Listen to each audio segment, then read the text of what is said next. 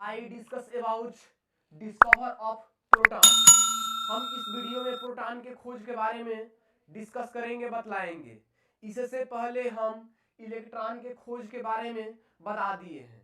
Electron के खोज के बाद ही प्रोटॉन का खोज हुआ है।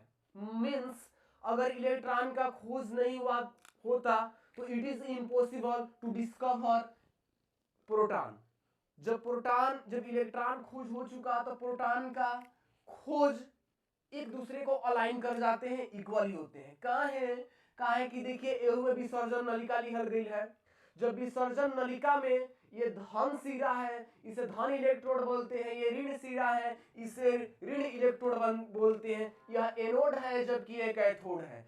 जब इसमें उच्च विभव हाई वोल्टेज की धारा प्रवाहित किए जाते हैं तो देखिएगा बेसिकली ये वैक्यूम पंप है, बट इसमें निर्वात नहीं किए गए हैं। इसमें कुछ ना कुछ गैस रखे गए हैं, जबकि इलेक्ट्रॉन के खोज में वो गैस नहीं थे, केवल वैक्यूम बनाए गए थे।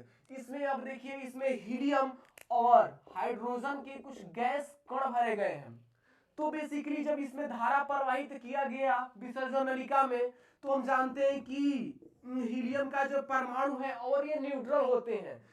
तो यह बेसिकली जब धारा प्रवाहित करेंगे तो इससे इलेक्ट्रॉन टोटली निकल कर जाकर ये पॉजिटिव सिरा पर अट्रैक्ट हो गए। कहाँ है कि जानते हैं कि unlike charge attract to each other. तो देखिए हई ये ऋण है आई धन है, तो जाई के है अट्रैक्ट कर गया।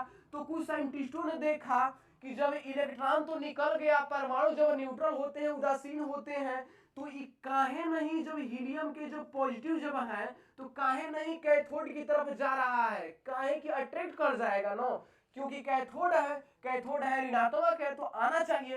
तो कुछ साइंटिस्टों ने जैसे टॉमसन का ही शिष्य था गोल्डस्टीन ने ही कहा था, यह बतलाया कि जब ये आना चाहिए था ये ऋणात्मक की तरफ क्यों नहीं आ रहा है, हो सकता है इसमें वेट हो, ज्यादा भार हो। तो उसने जब ये कहा कि ज्यादा भार हो तो उसने परफोरेटेड कैथोड लिया, मतलब छिद्रित कैथोड ले लिया। उसने बीच बीच में छिद्र कर दिया। कहा कि जो भारी है एकरा चलन ना जात होगा तो एकरा में छिद्र कर देते हैं। तो एकरा से का कर दिया, छिद्रे देली एक दूसरे को आ गया कहवा कैथोड की तरफ। आ एकरा पीछवा हेजुगे जिंक सल्फाइड। कौन सल्फाइड? तो जिंक सल्फाइड के परत चढ़ावल गई है।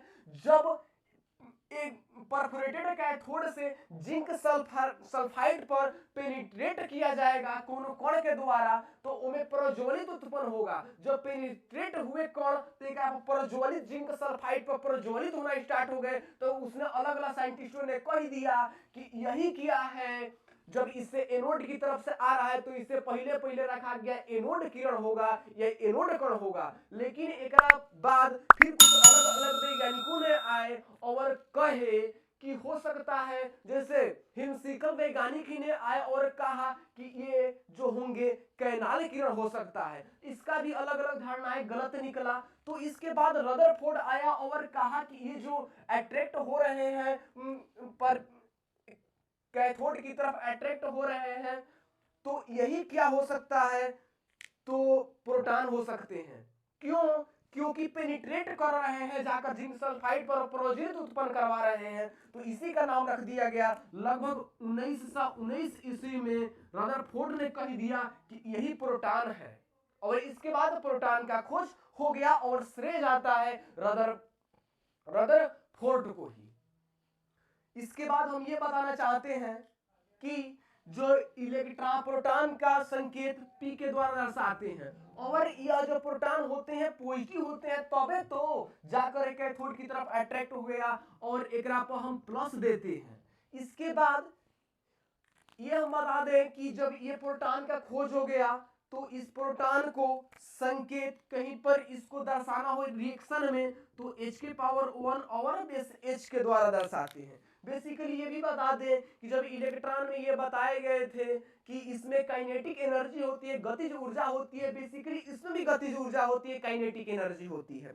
इसके बाद हम ये भी बता देना चाहते हैं कि बेसिकली जब उसमें बताया गया था E और M का जो रेशियो होते हैं, E का मतलब इलेक्ट्रॉन पर आवेश और M पर जो उसका मास है, उनमें क्या होते हैं, वेरिएबल होते हैं, चेंजिंग होते रहते हैं। कहाँ है काहे कि जब एकरा में अलग अलग हाइड्रोजन है, हीलियम है, परमाणु आ रहे हैं तो इसका मास भी चेंज होता रहेगा। इसलिए इसमें ये क्या होंगे, ई बटा एम क्या होंगे, वेरिएबल होंगे, बदलते रहेंगे, not constant in the vacuum tube.